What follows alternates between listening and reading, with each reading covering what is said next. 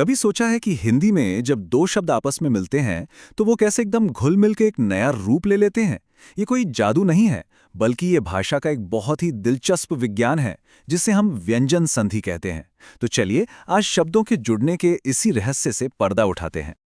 तो सबसे पहला और सबसे बड़ा सवाल तो यही है, आखिर ये शब्द मिलकर अपना रूप बदलते ही क्यों हैं? असल में ये सिर्फ लिखने के लिए नहीं होता, बल्कि ये बोलने की आसानी और आवाज के बहाव को बेहतर बनाने के लिए होता है। आज की इस चर्चा में हम इसी क्यों का जवाब खोजने वाले हैं। तो चलिए अपनी बात शुरू करते हैं सबसे बुनियादी चीज से, यानी संधि के आइडिया से। ये समझिए कि ये इस पूरी पहेली का पहला और सबसे जरूरी टुकड़ा है। अगर बिल्कुल सीधे सरल शब्दों में कहें तो संधि एक प्रोसेस है। जब दो शब्द पास पास आते हैं ना, तो उनकी ध्वनियां, उनकी आवाजें आपस में टकराती हैं और इसी मेलजोल से एक नया बदला हुआ रूप सामने आता है। ये भाषा का एक नेचुरल तरीका है खुद को आसान और ज्यादा फ्लुएंट बनाने का। इसे एक बहुत आसान से उदाहरण से समझते हैं। देखिए, राम के आखिर में अ की आवाज है और उपासना के शुरू में ऊ की। जब ये अ और ऊ मिले तो ओ की ध्वनि बन गई और इसी वजह से रामोपासना के बजाय रामोपासना बोलना ज्यादा आसान और सुनने में भी ज्यादा अच्छा लगता है। बस यही तो है संधि का कमाल। अच्छा, तो अब जब संधि का बेसिक आइडिया समझ आ गया है तो सीधे चलते हैं हमारे आज के मेन टॉपिक पर, व्यंजन संधि। तो व्यंजन संधि का खेल तब शुरू होता है जब एक व्यंजन ध्वनि दूसरी व्यंजन ध्वनि से मिलती है।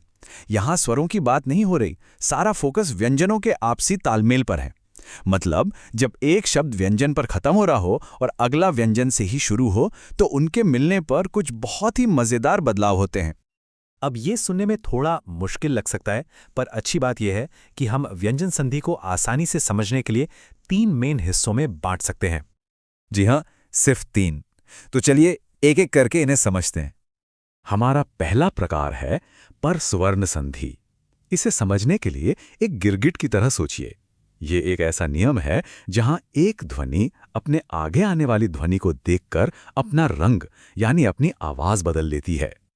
इसका नियम बहुत सीधा है। अगर किसी शब्द में अनुस्वार, मतलब वो जो ऊपर एक बिंदी लगती है ना, ञ, उसके ठीक बाद कोई व्यंजन आ जाए तो वो बिंदी उस व्यंजन के परिवार के 5वें अक्षर की आवाज ले लेती है। ये सब इसलिए होता है ताकि बोलने में आसानी हो। अब जरा इन उदाहरणों पर गौर कीजिए। सम प्लस कर में अनुस्वार के बाद क आया तो अनुस्वार ने क वर्ग के 5वें अक्षर ङ की आवाज ले ली। वैसे ही सम प्लस चित में च के आने से अनुस्वार न्या यानी न्य जैसी ध्वनि में बदल गया। देखा आपने, बाद वाला अक्षर तय कर रहा है कि पहले वाली ध्वनि कैसी होगी। चलिए अब आते हैं दूसरे प्रकार पर, जश्त्व संधि।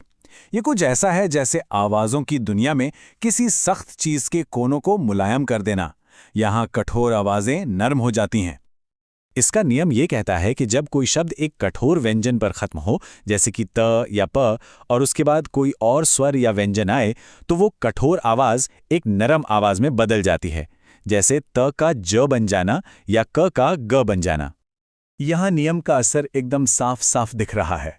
तत् प्लस जन में त की कठोर ध्वनि नरम होकर ज में बदल गई और शब्द बना तज्जन। ठीक वैसे ही लोक प्लस बुद्धि में क की सख्त आवाज नरम होकर ग बन गई और शब्द बना लो बुद्धि। ये भाषा का अपना तरीका है बोलने में रुकावटों को हटाने का। और अब बात करते हैं हमारे तीसरे और आखिरी प्रकार की, अनुनासिक संधि। जैसा कि इसके नाम में ही इसका राज छिपा है, यहां सारा खेल नाक से निकलने वाली ध्वनियों का है। यहां सबसे खास बात यह है कि जब दो नासिक्य ध्वनियां यानी नाक से निकलने वाली आवाजें जैसे न और म एक के बाद एक आती हैं, तो वो अलग अलग नहीं रहती, वो आपस में मिलकर एक हो जाती हैं, एक दूसरे में समा जाती हैं। इन उदाहरणों को देखिए। सिन प्लस माय में न और म मिलकर एक गहरी की ध्वनि बनाते हैं और शब्द बनता है सिम्माय। पुण्य प्लस मई में भी कुछ कुछ ऐसा ही होता है, जिससे शब्द पुण्यमयी बनता है। ये ध्वनियों के आपस में घुल मिल जाने का एक बेहतरीन उदाहरण है। तो ये थे व्यंजन संधि के 3 मुख्य प्रकार। उम्मीद है अब तस्वीर थोड़ी और साफ हुई होगी। चलिए एक बार फिर से सबसे जरूरी बातों पर नजर डालते हैं। तो व्यंजन संधि के ये 3 मेन पिलर हैं।